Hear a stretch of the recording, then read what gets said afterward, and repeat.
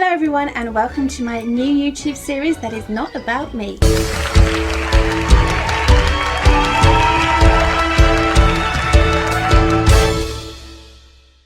Hello everyone and welcome to my brand new series where I shine my little spotlight on the stars of theatre and musicals and chat with them about their lives and careers so far in this business we call show.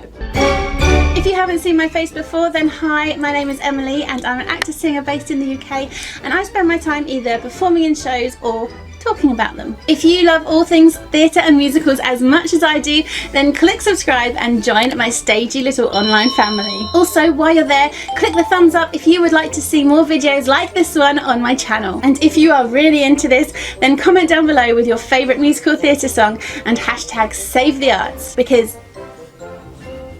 well, you know. So welcome to my brand new series where I will be chatting to the stars and creators of Broadway and West End theatre, the award winners and the fan favourites. Today I am lucky enough to be joined by the incredible glitter in the grey Luke Latchman. Now I'm sure many of you are already big fans of Luke, but before we head over and chat to him, let me just give you a tiny little insight into his career so far. Luke trained at the Arts Educational School in London. After graduating he went to perform in the musical Working at the Southwark Playhouse, and then for a tiny little company that you might not have heard of called the Royal Shakespeare Company, where he performed in A Christmas Carol and Twelfth Night. I mean, where do you go from there? Well, he went on to the Hope Mill Theatre in Manchester, where he played the part of Ernst in the cult musical A Spring Awakening, and then moseyed on over to the Chichester Festival Theatre, where he played multi-roles in the award-winning Flowers for Mrs. Harris. Mr. Latchman then hopped over to the Lyric Theatre in Hammersmith to play the title role in their pantomime Dick Whittington. Oh, yes, never mind. Before embarking on his journey at Everybody's Talking About Jamie at the Apollo Theatre in London, where he played Saeed and alternate Jamie New. That was Luke's last theatre role before lockdown hit, but his career did not stop there, as he has been filming the newest Cinderella movie starring Camila Cabello. Luke will be seen playing the role of Griff in an all-star cast movie of Cinderella due to be released in 2021. We hope. So that's what Luke's been up to in a nutshell, but what I haven't actually mentioned to you yet is what a really great guy Luke is, and why take my word for it when you can see for yourselves. Here's what happened when I caught up with Luke. What point did you realise, Luke, that all your hard work and your training had paid off and this was actually a career for you now, not just a passion? So when I got to sort of the college years, like 17, 18, I had a choice to make between doing a foundation course at Arts Ed or going to university. I think it was Colchester that I was choosing between, and but it was a foundation course and it was really expensive. So between my mum and I was like, I don't think I'm going to be able to afford that, so I'm going to have to go to university for a year and then try again for drama school, because I knew by that point that the difference between going to university and going to drama school was huge, especially for someone who doesn't have a footing or doesn't really understand the industry, who doesn't come from a family that have done it before. I knew that drama school was kind of the way to go for someone who's new, basically. Yeah. So somehow my mum said, well, and my auntie who's passed now, she paid for the first term. And then my mum said, well, I don't know how we'll do it, but we'll get you through it because that's what you need. That's what you want, isn't it? That's what will give you the career. And so I did that foundation year and then was really lucky to get onto the third year. And that was kind of in my mind, that was a step towards it. That was like, this could be real. And then in my third year, I managed to get my first fringe job at Southwark Playhouse in Working musical. And I was like, this could be a career. And then from that job, I booked the RSC. I did 12th Night and Christmas Carol at the RSC. And at that point, I kind of went, oh my God, I can do this. I'm a professional actor. Maybe I could carry on working as a professional actor. And since then, I've just been incredibly lucky to go, had a few months between each job, but go from job sort of to job slowly. And now lockdown's happened and it's kind of like, twiddling my thumbs a little bit and going, oh God, I just hope I can pick it back up and get back on that hobby horse at the end of it. Yeah, get that momentum going again. So you said you worked with the RSC. Now that must have been quite a proud moment. How was that? What was the experience like? that was amazing. I mean, I played two of the tiniest roles, especially because it was my first ever play as well, and like straight play. So the part in that play was tiny. I mean, literally, like, it's about as big as the part in the film that I've just shot. It's about 3 lines long. I appear in like 3 scenes. I literally turn up, go, "Hi, it's me," and then leave. I managed to get a duet with someone else though, which was really nice. That wasn't supposed to happen. So now I can actually hear myself on Spotify, which was a real kind of an exciting moment. In those first 2 jobs, I had so many career firsts, where it was like first show stop, first Spotify song, first album, and that was really exciting as well. Ticking off those, oh my god, I've done all these things that I never thought I'd get to do. And in fact, I had a memory flash up on my Facebook today saying I never thought I'd be in a straight play, but here I am at the RSC. Wow. Yeah. Quite the debut. Felt like really, really tiny parts, but it just felt amazing. And performing on the Royal Shakespeare Theatre stage, it was just an incredible experience. I was just pretty shocked the whole way through. It was just amazing. Just pure luck and wonderful, wonderful fortune. Well, you very casually breezed through the fact that you've just shot a film. So, do you want to talk to us a little bit more about that? Because that's a bit more exciting than you just happened to play down there. You're being very modest. Yeah, it was literally the most exciting thing of my life, because I mean maybe second to playing a lead on the West End stage, that was really exciting too. But my passion for musical theatre probably came from Chicago, the musical movie, and so the idea of doing a musical movie was always something that I was like, okay, this is interesting, and then to get cast in one was just like. I remember my agent calling me at like 10 a.m. in the morning, and it was after a show at Jamie, so I was like, I'm just woken up, like haven't even got out of bed, just like, "Hello, is that Latchman, star on stage and screen?" I was like, "Huh?" And she was like, "They want you, they've booked you, you've booked the film." I was like, "What?" Wow. And she's like, "I'll call you back later when you've woken up so that I can actually tell you what's going on." I bet you at that point. I was suddenly like, huh? What? It was amazing, and just the whole experience of doing it was amazing. And again, purely by luck, it came at a really good time, because obviously I was in Everybody's Talking About Jamie, and then when theatre shut in March, we had only shot a week of the film.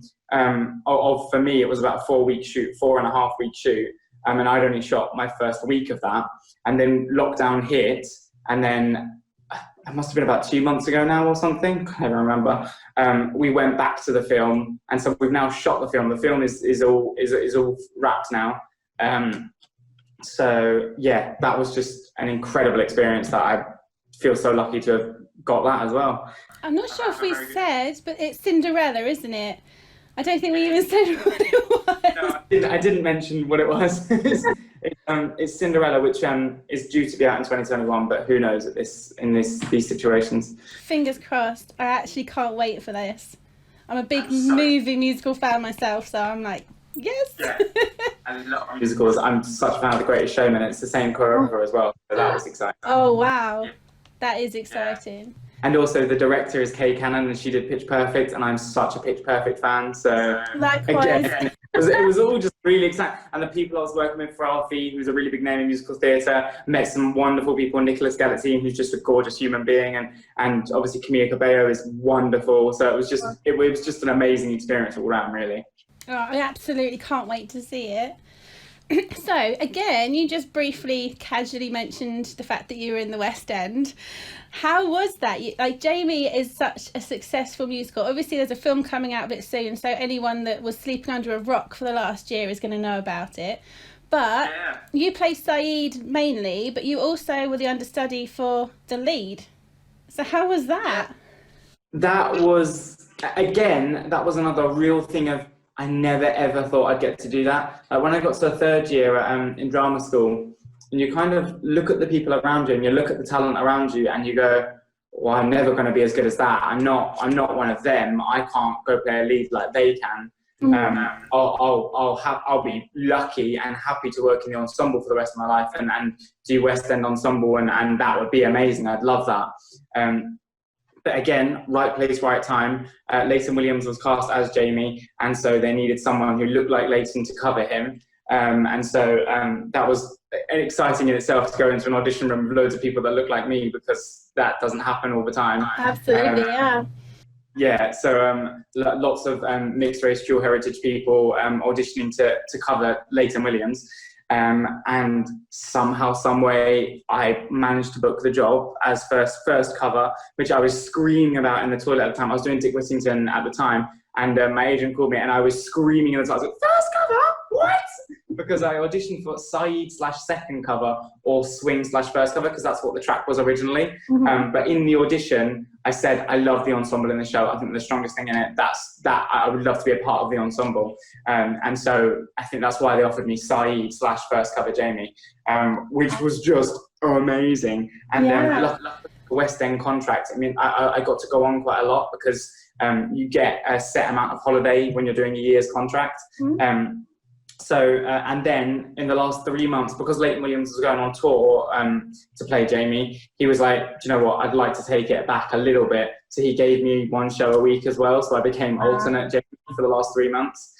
So overall, and this is really sad, but I did 61 Jamie shows. Amazing. Which, to play a lead in the West End once was like, wow, but to play it 61 times was just, again, dream come true. Did not think it would ever happen to me. I really, really didn't, honestly, especially when I was in third year at art ed, looking around going, wow, look at those talented people. I'm never going to work as well as they are.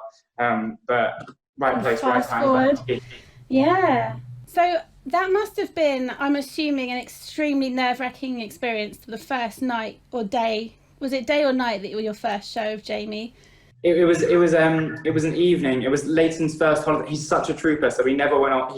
I went off sick like twice, which is next to nothing. Wow, And so my first show on was my first week on when he went on holiday in April, and it was absolutely mortifying. It was the scariest experience of my life, and I have to say, obviously I do look back on it fondly, but at the same time I look back on it and go, don't make me do that again. Because it was a horrid, it was just so scary. I'm quite a timid, scared person anyway. I don't take things in my stride very well. I'm a flapper, I panic, but what if this happens? But what if that goes wrong? That's me. And so that first show was kind of terrifying and kind of horrible. And I just kind of zoomed through it and couldn't even tell you what happened during it. Of course, with technology as it is nowadays, someone came along, recorded it and put it online, so you can actually hear my first performance online, which is horrid because it was obviously my absolute worst. But what can you do? Technology as it is nowadays, everything you do is out there. But yeah, I finished the show and came off stage and everyone was there, and the company manager was like, "Hey," with a bottle of bubbly and kind of handed me the champagne. I was like, "Way." Still stunned from what just happened. I took a drink and I don't really drink anyway, but I took a drink just to kind of mark the occasion. And then all the way home I was feeling really woozy and bubbly, and I ended up being sick when I got home. And I don't think it was the bubbly, I think it was just the adrenaline and fear and just the release of tension that was just it was so intense. But it did get easier. For every time I got to do it, it got easier and easier. And then by the end it was I think I could do this full time. This is great, this is fine. But that first one was mortifying. It was so scary. So how long do you think it takes someone who's not done West End before to settle into such a huge gig? How long do you think it took you to get to the point where you were like, no, this is actually fun now, I've stopped being scared and now this is the good bit?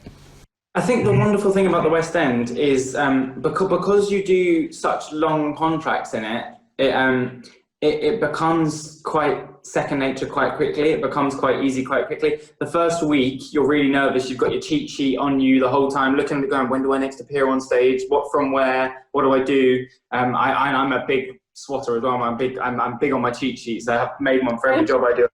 Where am I going? When am I next appearing? What am I saying? And so for the first, I think even 2 weeks, I was doing that as Saeed, checking my cheat sheet.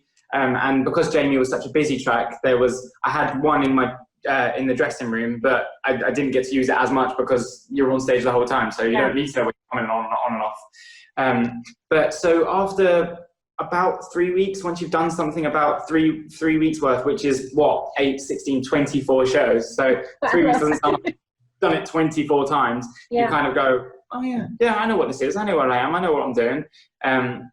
I think that is the wonderful thing about West End, that because it's such a long run, it's easy to settle in it because you've got time and you've got enough shows to do that. So yeah, I think after about the 24th performance, if I'm going to put a random number on it, that becomes really second nature and really a lot easier. Still have to work hard, but you don't have the fear, you don't have the nerve. That's good. So it becomes really good fun after that. Yeah, I mean, it's fun before, but it's fun with an element of rabbit in the headlights of, oh my God, what am I doing? Where am I going? But yeah, after that point, then it's just fun. Then you just get to enjoy it. You get to relax into it. You get to play with it. You get to do different things. And that's quite a nice experience in itself. I would have stayed in Jamie if I didn't book the film. That was completely, it happened right at the last minute because they were really slow to make me an offer because they were waiting to see who was playing their Jamie as to whether who could cover their Jamie was the kind of idea, I think is why they made me wait so long.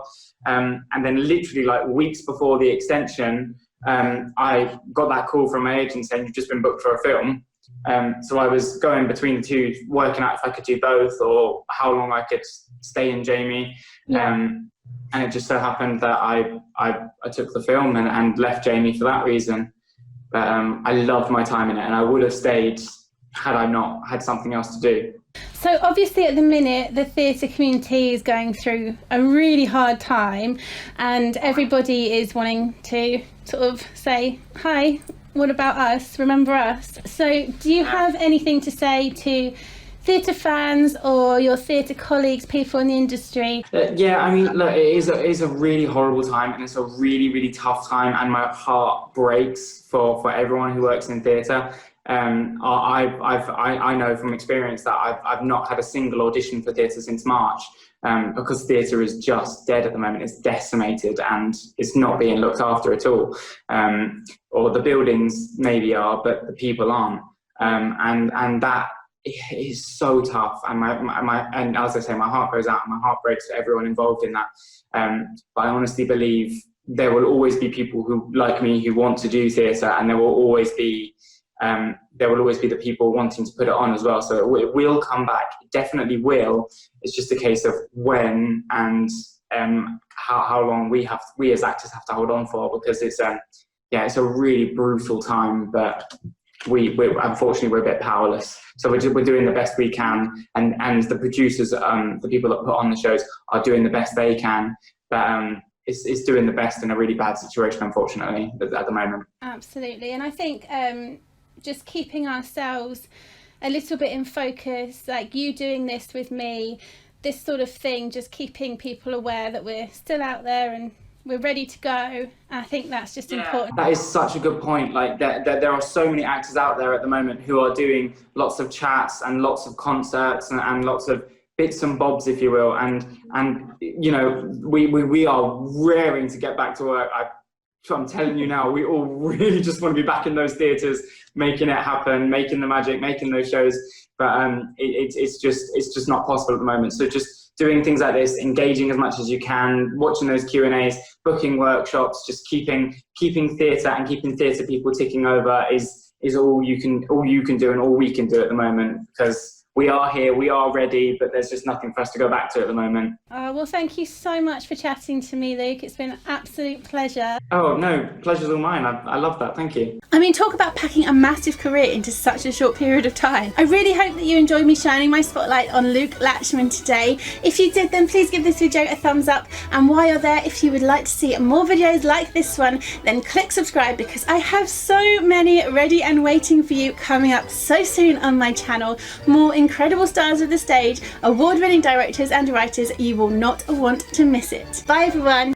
Hi, thank you so much for getting to this part of the video. I really appreciate you taking the time out of your day to watch. I'd love it if you could click subscribe so we can stay in touch, and a little like would be nice as well. So why don't you leave a comment, just say hi, or let me know any songs you like or anything you'd like to see me cover on this channel, and I will see you in the next video. Bye!